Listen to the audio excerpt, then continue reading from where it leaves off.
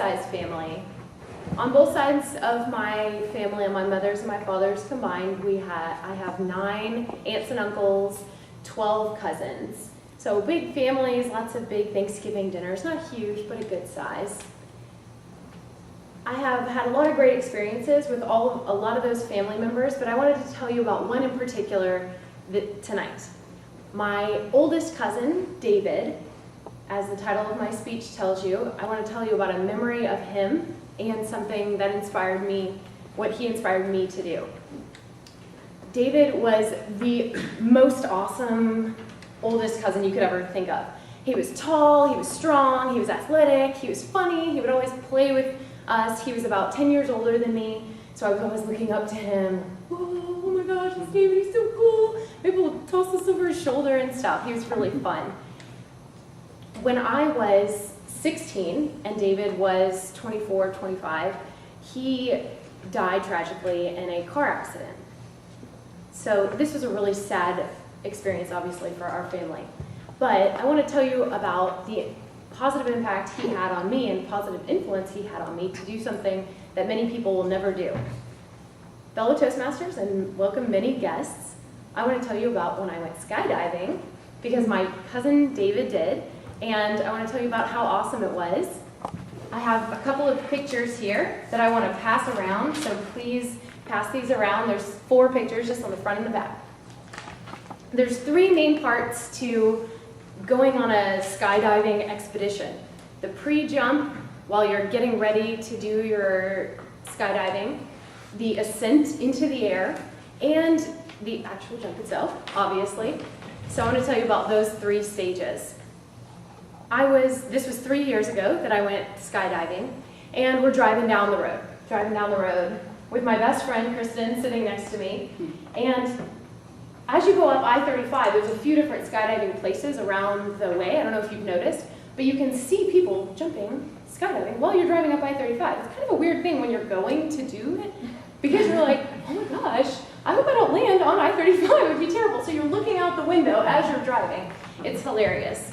So you get to the actual skydiving company, and they start strapping you in, right? You've got a strap up here on your chest, strap around your waist, and then a few straps in some awkward places, especially for the gentlemen.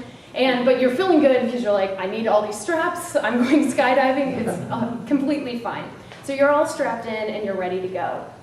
So you're walking up to this tiny plane, probably about the size, I have a Mazda 6, probably about the size of that. And a bunch of people get in, 5 different people in my case.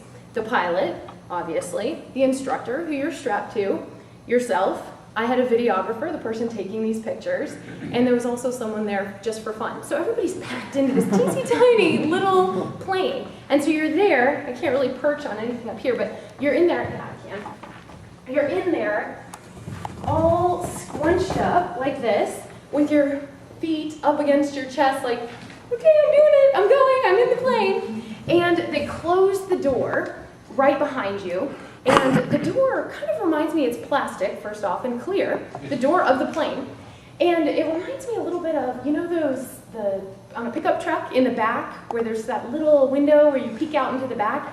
Imagine that, but 12,000 feet up in the air. Yeah, that's what they have, at least they did in my plane.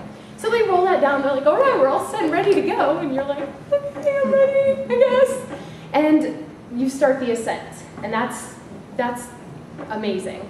You get into the clouds, and you're looking out for miles. I mean, it's beautiful. I was lucky it was a summer day, and so it was gorgeous up there. You're looking through, you can see some birds and things like that, and you realize, okay, we're pretty much ready. This is the end here. We're gonna have to do the jump. So the final portion of when you go skydiving, so you're holding on to your straps that they've strapped you in, and they start scooching you out to the edge of the plane, because it's awkward, you're connected to somebody else, sorry. So you're sitting there and your feet are dangling and you're like, okay, it's 12,000 feet down there. all right. And they go, are you ready? Are you ready? And they don't wait for the reply. They just push you over. And all of a sudden, this is the most amazing part, 45 seconds of free fall. I can't really describe it, but I'm going to try to. The wind is coming into your face, and my hair's back, so it's not completely going everywhere, but you can barely breathe. I remember focusing so much on breathing. And then you're trying to look around, and you can see it in the pictures. Again, your face does this thing that you don't know it does in regular life. It flaps like this. And I've got cheeks that are pretty good. And then like your neck, it's going all over the place. It's really, really unattractive.